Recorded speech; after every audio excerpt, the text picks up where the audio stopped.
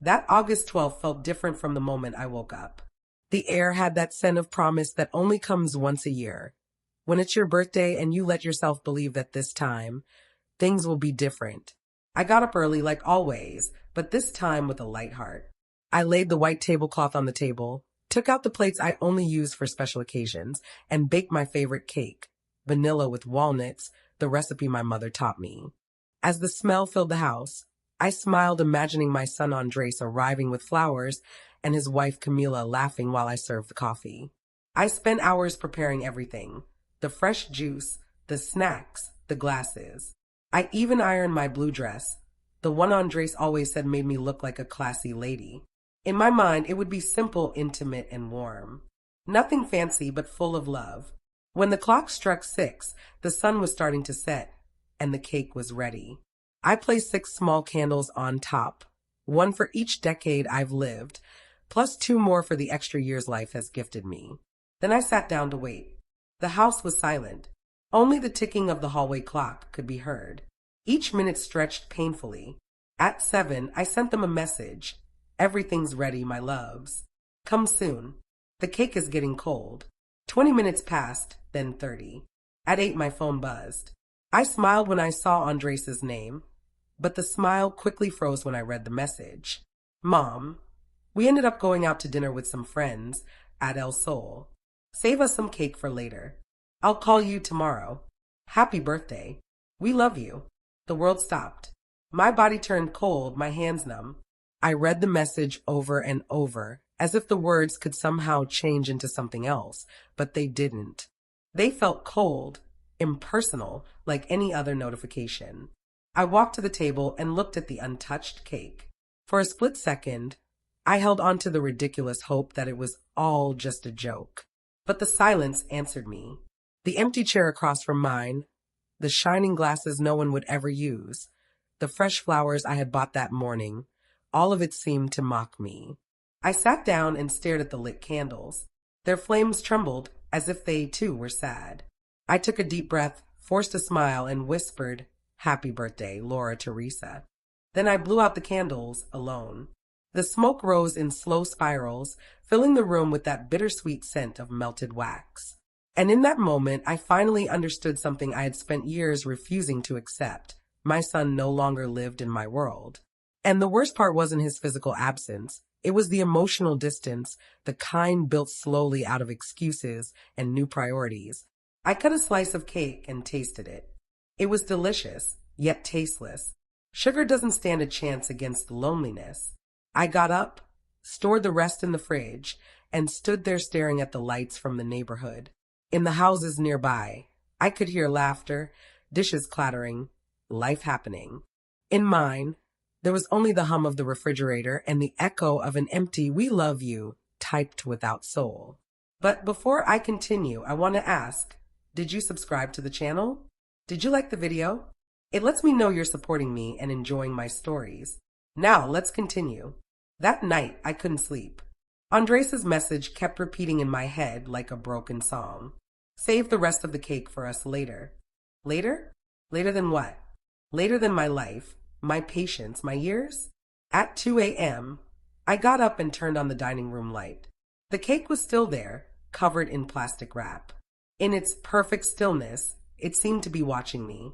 I walked over, ran my fingers along the edge of the plate, and felt the chill of the glass. Something inside me cracked with that touch. I started thinking about all the times I had waited for him, when he was little and came home late from school, when he said he'd visit and didn't, when he whispered, "Mom, we'll talk later," and months passed without a single call. I had learned to justify everything. Work, exhaustion, family, time. I always found a way to believe that he was still my son, that there was still space for me in his life. But that night, surrounded by silence and the smell of cake, I realized that excuses were no longer enough, that even a mother's love has an expiration date when it's fed only by memories.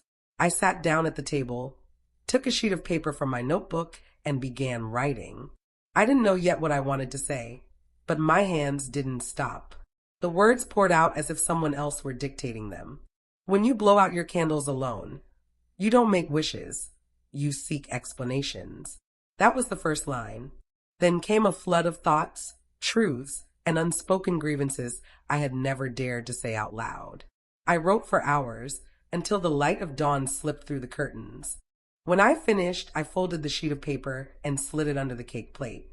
I didn't know exactly why, only that this letter wasn't a farewell, but a seed. The next day dawned bright. I brewed coffee, combed my hair, and sat watching the door. Late in the morning, I heard Andres' car pulling up. For the first time, I didn't feel joy, I felt peace. I heard them come in, laughing, heard Camila say, "Oh, love, I hope there's still some cake left." That's when I knew I didn't need to say anything more. Everything that had to be said was already written. I took my coat, opened the back door, and left quietly. I walked toward the street with a calm heart. Behind me, I left my home, the cake, the note, and a lifetime of unspoken words. That morning, I finally understood what it really means to blow out your candles alone. It wasn't resignation, it was a beginning. The morning air was cold, but it carried a purity I hadn't felt in years. I walked without direction, without enough warmth, carrying only my small handbag and the memories that weighed more than any suitcase. I didn't know where I was going, but I knew exactly what I was walking away from. Indifference, forgetfulness, the hollow echo of a message written without love. As my steps echoed on the empty street, a painfully vivid image appeared in my mind. My son Andres as a little boy. His cheeks always smeared with dirt and laughter.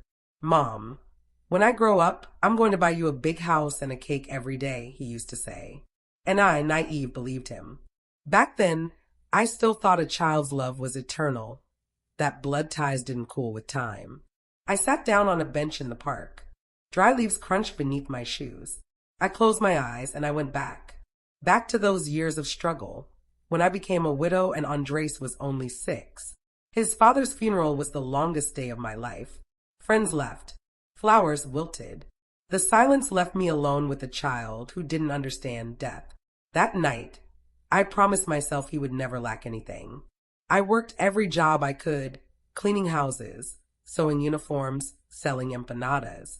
My hands, which once knew only the softness of home, learned to withstand detergent, cold, and exhaustion. I never complained. Andres was my engine. Every bill I earned went into a jar for his future. When he got sick, I spent nights by his side, praying, fearing, making promises. No fatigue could stop me.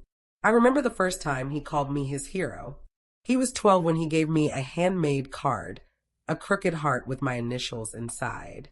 I kept it for decades between the clean tablecloths, and I can still see his childish handwriting. "Thank you, Mom, for being my everything." How cruel time is when it erases those words. The years passed quickly. Andres grew up, studied, left for the university in the capital. I stayed here, in the same house with the same curtains, waiting for every call as if it were a letter from heaven. In the beginning, they came often.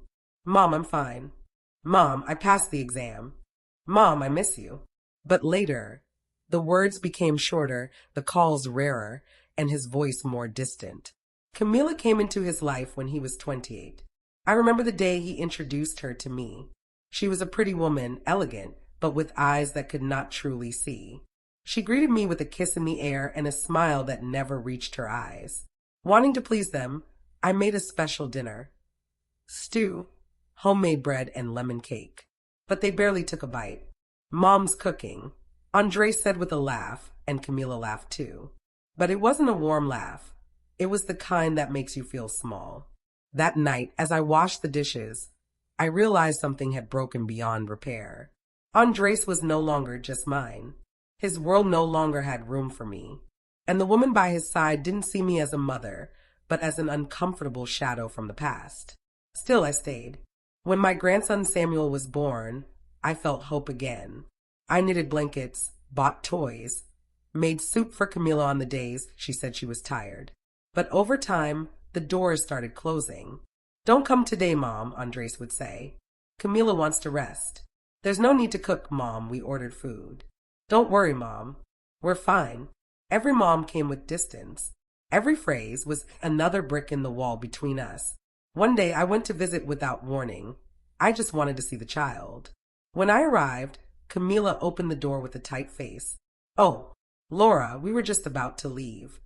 I looked inside and saw little Samuel playing on the floor. I just wanted to give him this, I said, holding up a small cake I had baked for him. Camila smiled without looking at me. Thank you. We'll eat it later. And she closed the door gently. That image haunted me for years. My cake in her hands, her polite smile, and my grandson on the other side of the glass, unaware of my presence. Now, sitting on that park bench, I understood it had all been a slow, cruel process. Forgetting doesn't arrive suddenly. It seeps in, settles, becomes normal. Sometimes the saddest thing isn't that they stop loving you. It's that they no longer know how. I took the notebook from my bag, the one with the letter I had written the night before. I read it slowly. The letters looked firmer than my hands. It was a simple letter without bitterness, but full of truth. And within that truth was a plan. I didn't intend to leave out of fear. No, I wanted to leave out of dignity. I wanted them to understand what they had lost, not out of pity, but awareness. I wanted them to feel the silence the way I had felt it. Heavy, rough, real. Because love, when given without reciprocity, becomes an empty mirror. And I no longer wanted to see myself reflected in abandonment. By noon, I walked to the bus station. I bought a ticket with no fixed destination. The man at the counter asked, "Where are you headed, ma'am?" "Somewhere where the silence sounds different," I replied. He gave me a strange look, but didn't ask anything else. I sat by the window on the bus and watched the scenery pass. The shops, the wilted flowers at the market, the children with backpacks, everything fading into the distance. For the first time in a long time, I didn't feel afraid. I thought of my husband, of how he always told me that love without respect withers. "One day, Laura," he used to say, "love gets tired. And when it does, it doesn't leave shouting, it leaves quietly." That day, I understood his words weren't a warning. They were a prophecy. And as the bus drove further and further away, I made a vow I would never wait again. Because some birthdays aren't celebrated with cake or candles, but with decisions.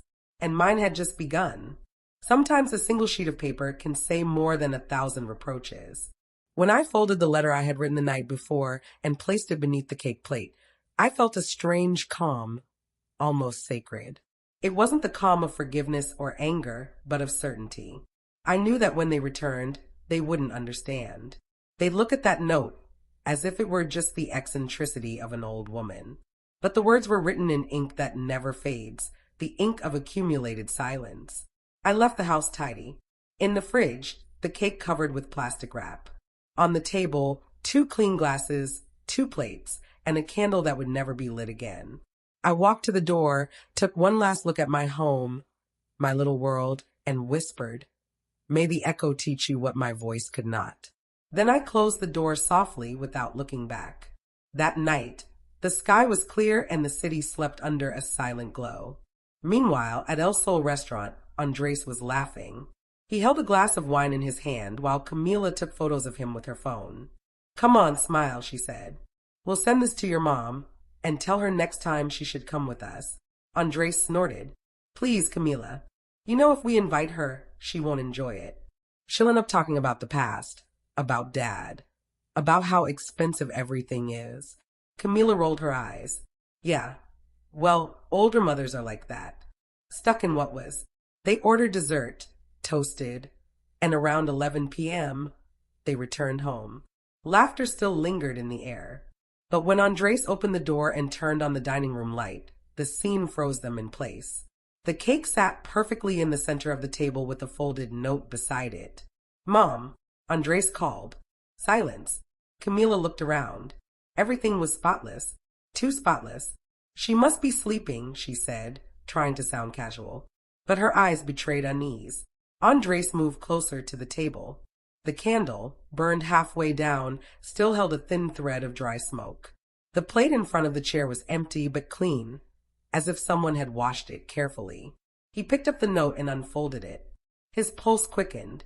Not every cake is meant to celebrate. Sometimes it's left on the table, so someone remembers that love can grow cold too. When you return, don't look for me in the house. Look for me in all the things you stopped seeing. What does this mean? Camila asked, stepping closer. Andres didn't answer. His throat tightened.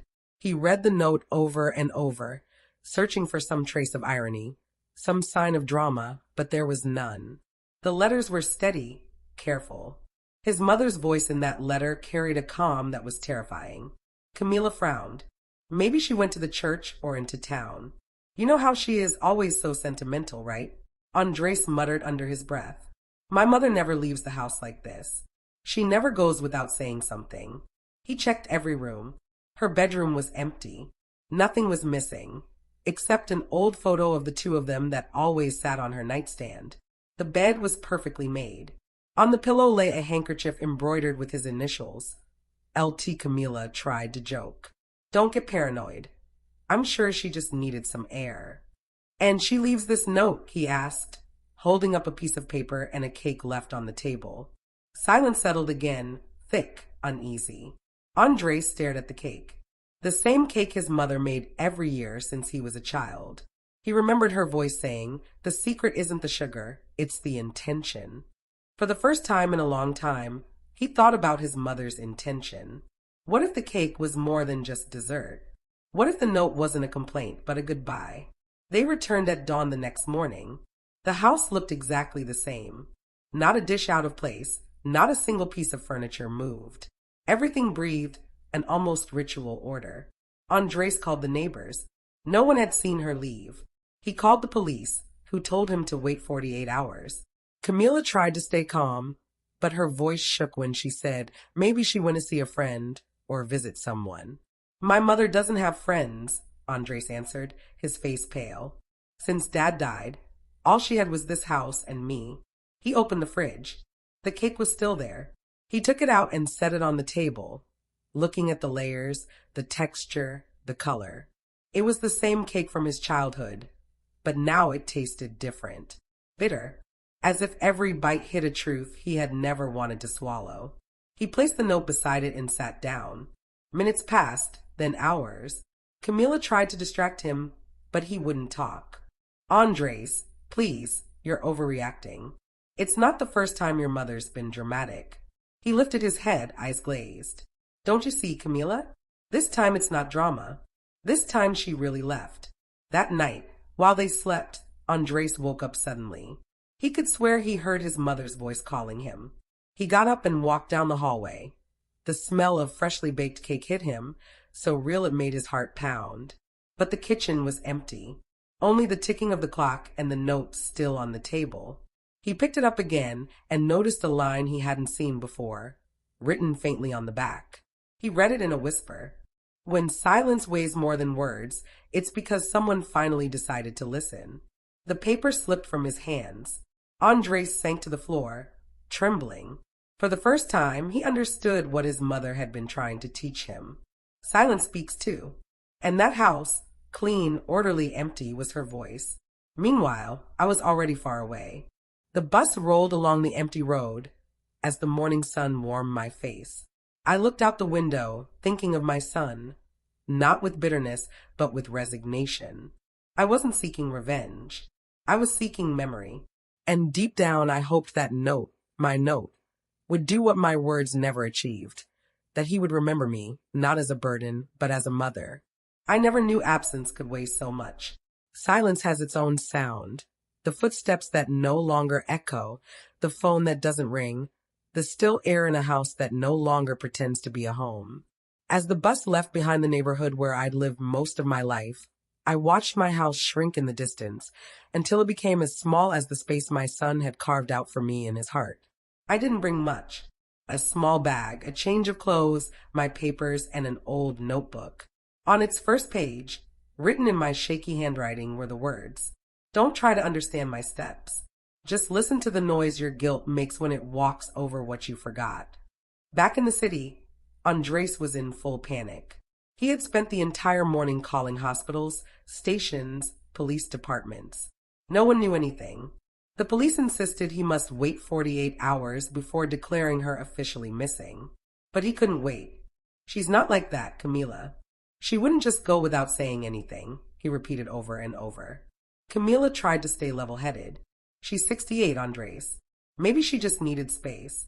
You know how she gets with dates, with emotions. She probably went to see someone or visit your father's grave. Then why would she take money, documents, and the photos she kept of us? He snapped, pointing at the empty spot on the shelf. No, Camila. She didn't leave to come back. For the first time in a long time, the pride in his voice broke. It wasn't anger. It was fear. Meanwhile, I arrived at a small bus station in a town 3 hours away. No one knew me, and that gave me a peace I hadn't felt in years. I checked into a simple guest house. The owner, an older woman with gray hair and a kind smile, offered me a room with a window facing the courtyard. Are you traveling alone, Senora? She asked. Yes, I replied with a tired smile. I've always traveled alone.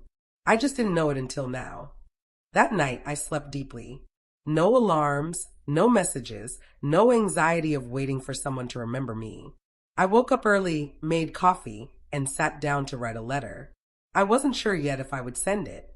Andres, my son, don't be afraid. I'm not lost. I'm finally finding myself. I spent years waiting to be part of your life and forgot I had a life of my own. Don't look for yourself in my absence. Look for yourself in your silence. That's where you'll understand why I left. I folded the note and slipped it into my pocket. Back at home, Andres was tearing through drawers, papers, folders. Camila watched, unable to grasp the depth of his distress. There's no reason for all this drama, she said. She'll come back. She'll come back, he repeated with a bitter laugh. You don't know her. My mother never did anything without a reason. What do you mean? If she left like this, it's because she wanted us to find something or learn something while trying. Among the papers, he found an envelope with my handwriting. It wasn't a letter. It was an old bank receipt from the account where I'd kept my savings. Camila frowned. And what does that matter? My mother always told me savings are only touched when something serious is planned. Andres decided to go to the bank. The clerk checked the records and looked up, surprised. Mrs. Laura Teresa withdrew all her money 2 days ago. All of it. Yes, all of it. She signed in person and left instructions to transfer part of the funds to a law office in the city. Andres' heart started racing. Camila turned pale. What lawyer? She asked. The document doesn't say, the clerk replied. Just the initial M and a delivery date for next week.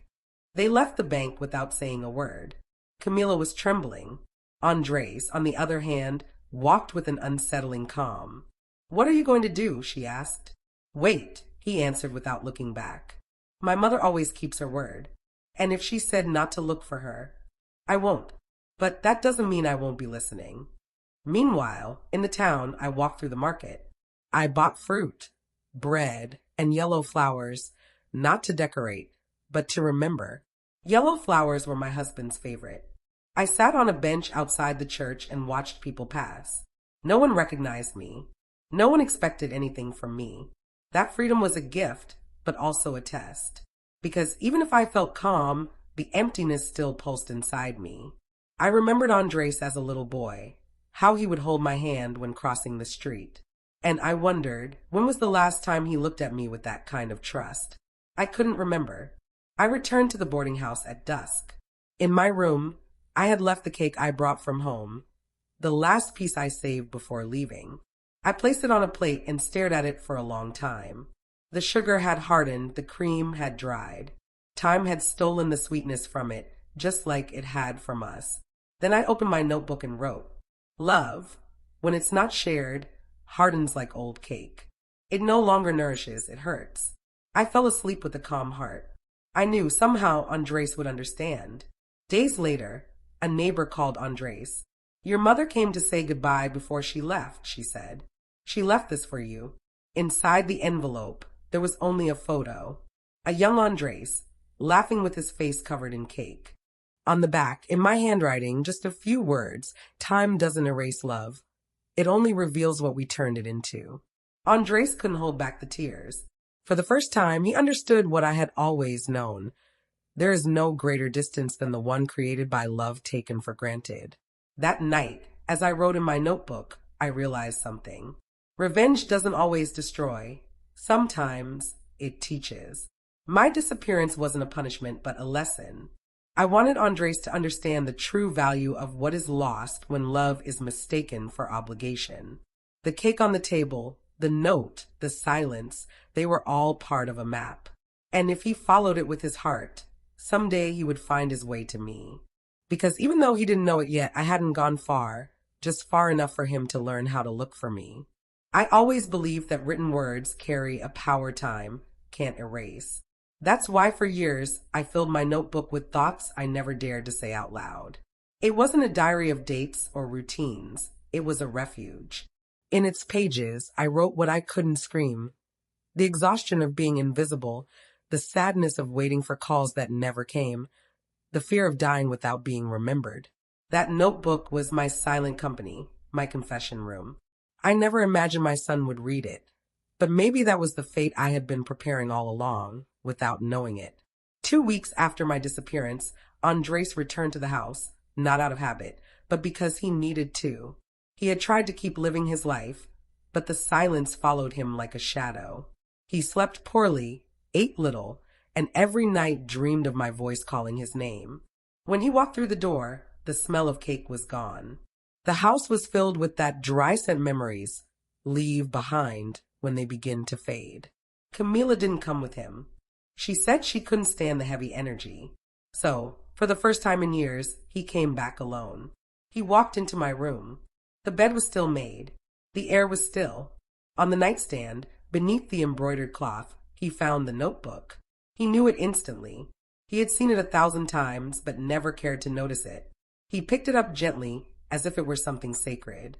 He sat on the bed, opened it, and began to read. Andres, if you are reading this, it won't be out of curiosity. It will be because the silence has hurt you enough to finally want to understand it.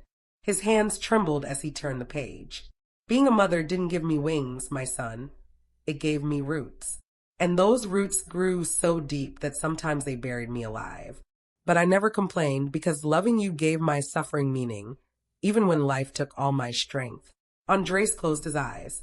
He could picture me writing that, with my glasses on, lamp glowing softly, the calm expression of someone saying goodbye without using the word. He kept reading. I never wanted to be a burden in your life, but over the years I realized you were ashamed of me. You never said it, but I saw it in your eyes when I talked about simple things, or when you insisted on paying the cafe bill, so no one would notice you were with your mother. I learned to stay quiet. I learned to smile.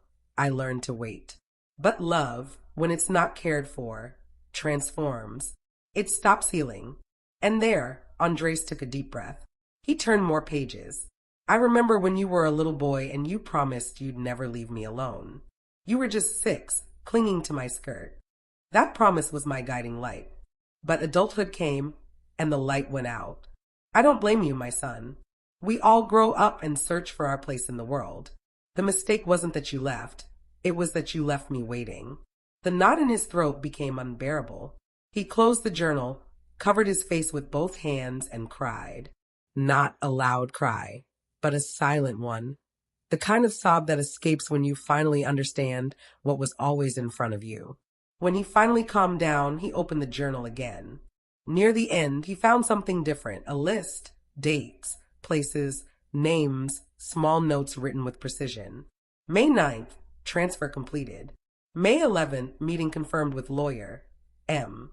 May 13th, bank account closed.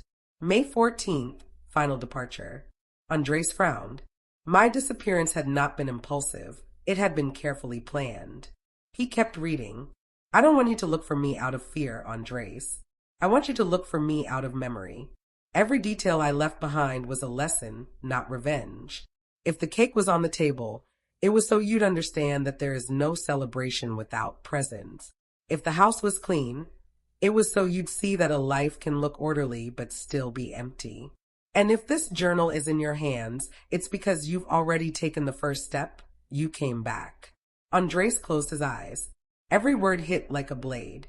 He remembered the dinner at the restaurant, the message he had sent me, the silence in the house. Everything aligned. Everything made sense. Oh God, Mom, he whispered. What have you done? He turned to the final page. At the bottom, written in fresher ink, was a single line. Don't look for my body, look for my intention. I'm where you never thought to look in you. Beneath it was a simple drawing, a slice of cake with a lit candle, and below that, an address written firmly. Hours later, Andres was on the road, the journal on the passenger seat. He followed the directions. They led him out of the city, into the countryside. The road was long, and with each mile, his conscience tightened. At the end of the road, he found a wrought iron gate. Hanging from one side was a wooden sign. Sweet Dawn Home, foundation for abandoned elderly women. Andres froze. He walked in slowly. In the garden, a group of older women chatted and laughed, and among them, he saw me. I was sitting in a white chair, reading a book, with the yellow flowers I loved so much resting on the table beside me. His breath caught. He didn't run to me. He didn't shout. He just stood there, realizing that my disappearance was not an escape, but a rebirth. I lifted my eyes and met his gaze. There was no reproach, no anger, no drama, only truth. I smiled. He took a trembling step forward. "Mom," he whispered, voice breaking. "Why?" "Because I needed to teach you what you never wanted to learn," I replied calmly. "Love isn't something that exists out of habit. It has to be taken care of. Otherwise, it's lost." Andres fell to his knees and took my hand. His tears fell onto my skin like a long-delayed blessing. I stroked his hair gently and whispered in his ear, "Don't worry, son. It's not too late for you. You can still learn to celebrate with me, even if I no longer need candles." That afternoon, I invited him to stay. We ate cake, not the old one, but a new one baked that very morning by the women at the home. "You know," I told him, "this is the only cake that truly tastes like life." He smiled through his tears. "And the hardest one to swallow," he said, and we both laughed because deep down we knew that this was the first time in years we were both tasting the same bite of truth. They say the heaviest silences are the ones that come after forgiveness, and I believe that's true. From that reunion on, there was a new stillness in the air, something time and tears couldn't quite explain. It wasn't peace yet, but it was the path toward it. Still, I knew something was missing. My disappearance wasn't only meant to be an emotional lesson, it was also a declaration of independence. For years, I had lived for others, for my husband first, then for my son, and somewhere along the way, I had forgotten that I too had a sacred right, the right to decide what to leave behind when I was gone. That's why weeks before leaving, I went to see Marcos Duarte, the town's lawyer, a serene man with white hair and a deep voice, someone who listened to stories, not just paperwork. I brought my documents, my savings, my letters. "I want to leave everything in order," I told him, "but I also want what I leave behind to mean something." He nodded without a single question. "What exactly would you like, Mrs. Laura?" I looked him in the eyes.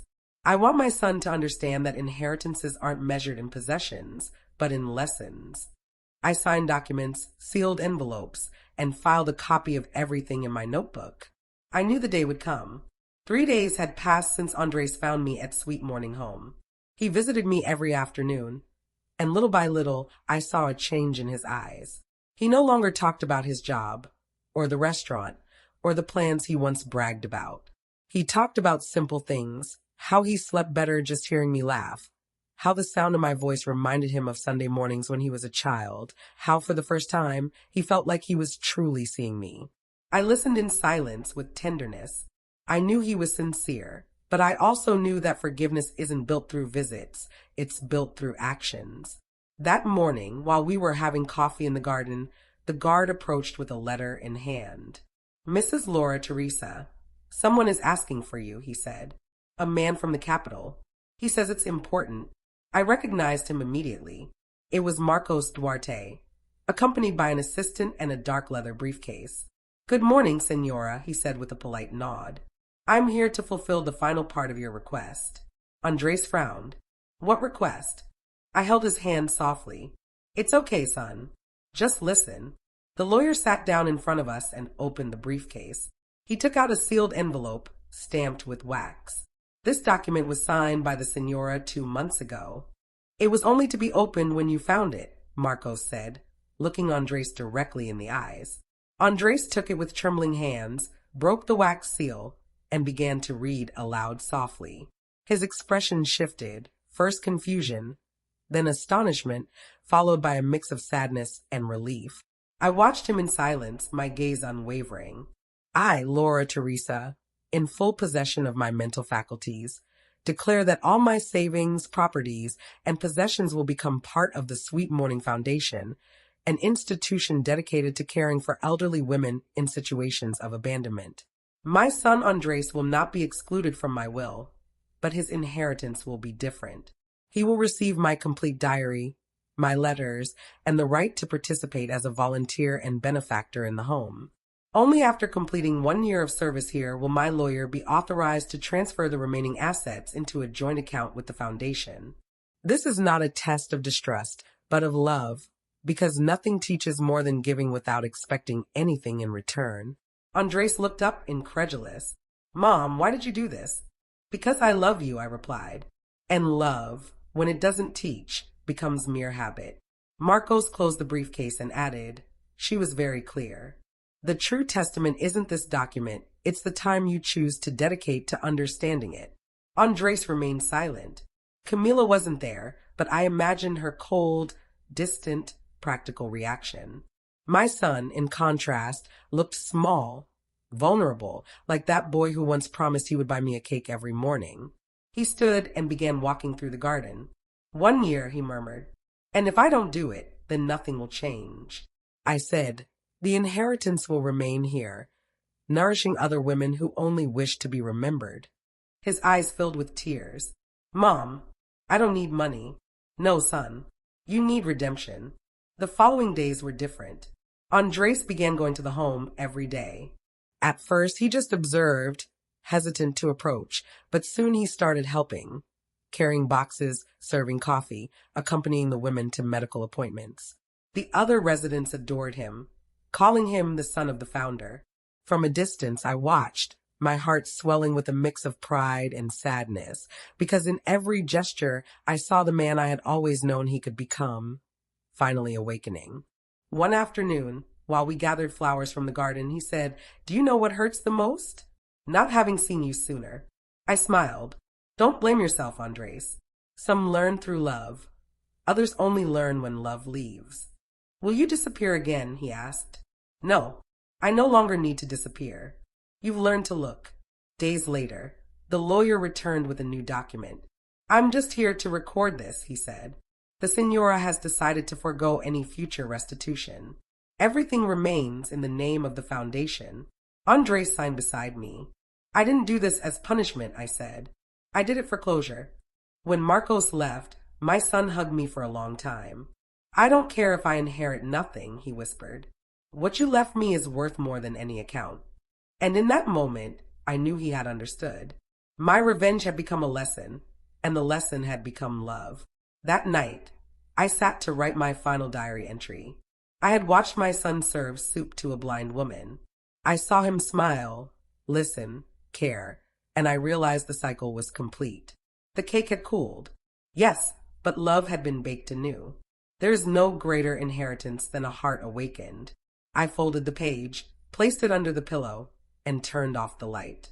As sleep overtook me, I heard his voice from the hallway. I love you, Mom.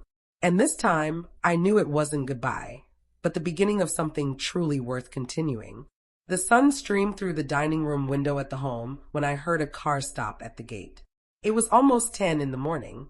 Andres had arrived early, as he did every day, to help serve breakfast to the residents. I saw him step outside to see who had arrived, and his expression changed. Words were unnecessary. His face said it all. Camila, I whispered. She stepped out of the car, her dark sunglasses and expensive bag flawless, as always. She walked with that air of superiority she never lost, though beneath her movements there was a new tension, as if the weight of what had happened was finally bending her pride. Good morning, she said, smiling faintly. May I come in? Andres hesitated. Then he nodded. I watched from a distance in silence, my heart beating slowly. Camila entered with purposeful steps, her eyes scanning everything around her with a mixture of curiosity and disdain. The women at the home regarded her warily, some with pity. She didn't fit in. Her perfume was too strong for a place that smelled of soup and soap. She approached me and greeted me with a kiss that didn't touch my cheek. "Mrs. Laura," she said, feigning warmth. "It's good to see you." I didn't respond immediately. I observed her silently. She had lost weight, and the insolent spark in her eyes was gone. There was something broken behind her words, a crack no makeup could hide. "I didn't expect to see you here," I said calmly. "Neither did I," she replied, "but I think we needed to talk." Andres intervened, uncomfortable. "Camila, Mom has her routine. If you came to make demands, now isn't the time." She looked at him, wounded. "I'm not here to demand anything, Andres. I'm here to understand." The three of us sat in the courtyard. The wind stirred the white curtains, and the bird songs mingled with the murmurs of women knitting nearby. Camila crossed her legs and took a deep breath. "I won't lie, ma'am," she began. "When I learned about the will, I felt betrayed. I thought it was a cruel way to punish us. And now?" I asked. She hesitated. "Now, I think it was a way to open our eyes, but I came too late to understand."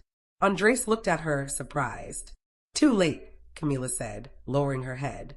"Since you started working here, everything has changed. You're not the same. You stay quiet, think too much. Material things don't interest you. It's as if she had stolen you from me." Andres took a deep breath, trying to remain calm. "She didn't steal me," he said. "She gave me back." Camila shuddered. For a moment, she seemed unarmed. "You don't know how much I've cried, Andres. I couldn't bear the thought of your mother leaving us like this, with nothing, as if we were never part of her life." "You were never part of my mother," he replied sadly. "You never listened to her, never saw her. And now that you understand her worth, you come seeking forgiveness." Camila looked at me with tearful eyes. "Maybe yes. Maybe I did come for that." Her voice trembled in a way I had never heard before. She was no longer the proud woman who had made me feel invisible. She was someone lost, vulnerable. "I didn't come for money, ma'am," she continued. "I came because last night I dreamed of you. You were sitting in front of the birthday cake, alone, with the candles lit, and when you blew them out, you looked at me and said, 'There's nothing left to blow out.'" "And what did you think that meant?" I asked. "That time is running out," she replied, her voice breaking. "That what isn't fixed with love, life claims with absence." Andres stood, agitated. "Camila, enough." But I gestured with my hand. "Let her speak, son." She wiped her tears and looked at me directly. "I was unfair to you. I didn't understand what it meant to be a mother. I thought love was shown through gifts, not presents. That a child's love was automatic, eternal. But now I know that love taken for granted dies in silence. And now that you know," I asked, "what do you plan to do?" "I'll try to make it right," she said firmly. "I don't know how, but I want to try." We remained silent for a long while. Andres stared at the ground. I watched his hands nervously clasped together. For the first time, I saw a maturity in my son that had not been there before. The kind of maturity that listens without fleeing. "Camila," I said calmly, "forgiveness isn't begged. It's built." "I know," she replied. "But if you allow me, I'd like to help. Cook, clean, whatever you need." "Out of guilt or love?" I asked. "Out of need," she said, her voice cracking. "Because without love, I don't know who I am." I said nothing, just nodded. Andres looked at me, incredulous. "You'll let her stay?" "I can't deny her the chance to learn," I replied, just as I didn't deny it to you. The following days were unusual. Seeing Camila among the women at the home was like watching a fish out of water. She stumbled, made mistakes, spilled soup, but she tried. Andres observed without judgment, though the distance between them remained evident. One afternoon, while serving tea, Camila approached me. "Now I understand about the cake." "What do you understand, daughter?" "That sometimes we sit at the table expecting to be served, without realizing the food is already cold." I smiled. "And when it gets cold, what do? You warm it with humility," she answered. A week later, the lawyer Marcos returned to the home, carrying a smaller envelope. "Mrs. Laura, this is for you," he said. I opened it. It was a notification. The foundation had been officially recognized under my name. In the letter, one phrase stood out. "Sweet Morning Home has been established in memory of women who were not heard but chose to leave a mark." Andres hugged me, crying. Camila did the same, quietly. For the first time, the three of us were together, not as a perfect family, but as survivors of the same mistake. That night, while the home slept, Andres and Camila stayed in the garden under the stars. He held her hand and said, "You know, my mother was right. The greatest inheritances aren't passed down, they're learned. And the heaviest burdens aren't forgiven, they're served." She smiled faintly and replied, "Yes." I watched them from my window in silence and knew that, at last, the love I had waited for so long was no longer a debt, it was a seed. Even flowers that bloom late eventually blossom. They just need the right sunlight. A year might seem short to someone who expects nothing, but to me, it had been a lifetime. 12 months had passed since that night when I had blown out the candles alone. 12 months since I decided never to serve Mortibio again. And now, as the scent of freshly baked cake filled the home, I knew the cycle was complete. The women at the refuge decorated the hall with yellow flowers and paper ribbons. Some hummed old songs. Others simply smiled as they watched me move among them with a tray of plates. No one there called me Mrs. Laura. They called me Mom Laura, and that simple, affectionate name was enough to make me feel alive. That afternoon we would celebrate my 69th birthday. But it wasn't a party like the others. This time, there were no luxuries, no appearances, only love. Real, tangible, shared love. And for the first time in years, there was no empty chair. As I placed the cake at the center of the table, I heard footsteps behind me. It was Andres, carrying a box, with Camila by his side. They had volunteered to help with the celebration. Both of them looked different. He was calmer, she was humbler, having learned to smile without pride. "Can I light the candles?" Andres asked. "Of course, son," I replied, "but leave one unlit." He looked at me, curious. "Why?" "Because there should always be a light waiting for someone who hasn't yet learned to see." Camila lowered her gaze, understanding. The silence that followed was soft, as if even the air had hushed itself. When the candles were lit, I sat in front of the cake. I didn't make a wish. At my age, wishes no longer ask for things, they ask for peace. Andres took my hand. "Mom," he said, voice trembling, "thank you for never giving up on me." "Don't thank me," I replied. "I wasn't perfect either.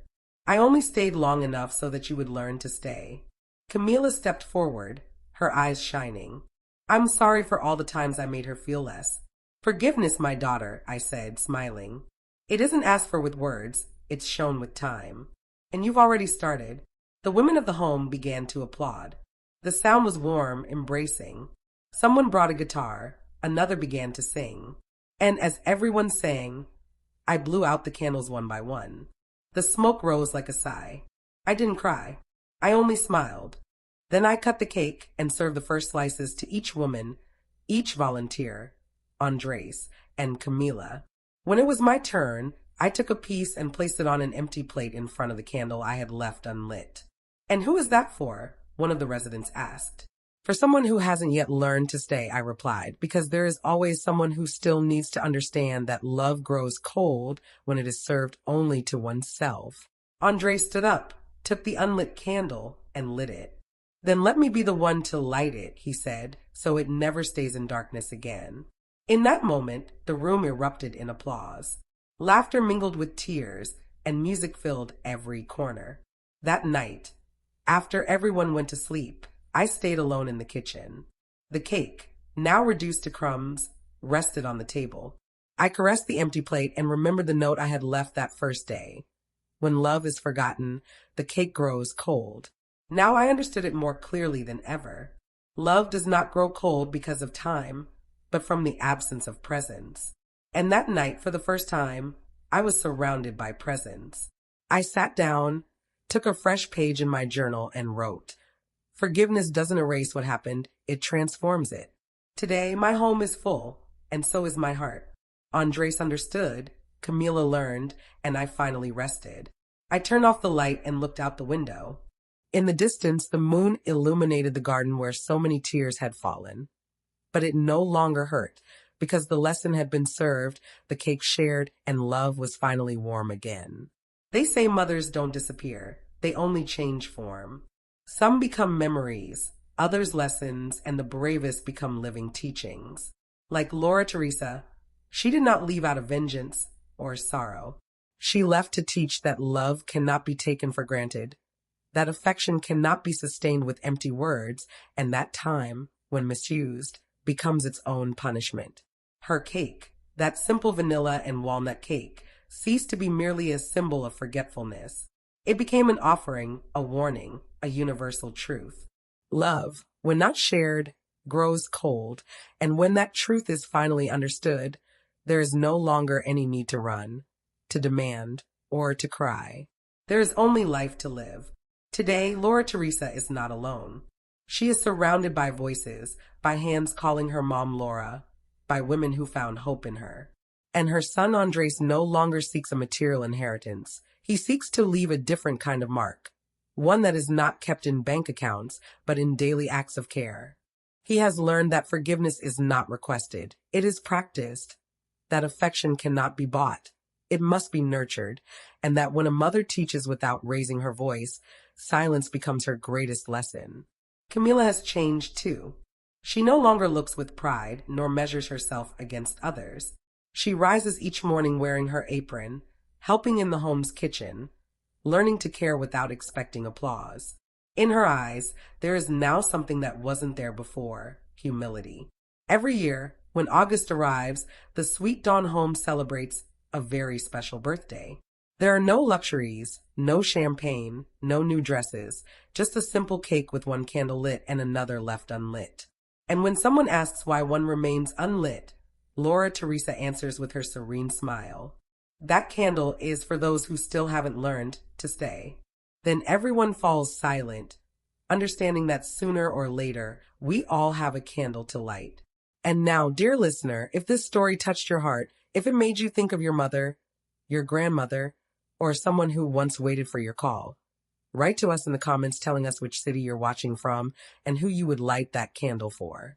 Don't forget to like this video if you believe in second chances, and subscribe to the channel to continue sharing stories that remind us what truly matters: love, presence, and the power of forgiveness. Because in the end, stories don't go out. They only wait for someone brave enough to light the next candle. M.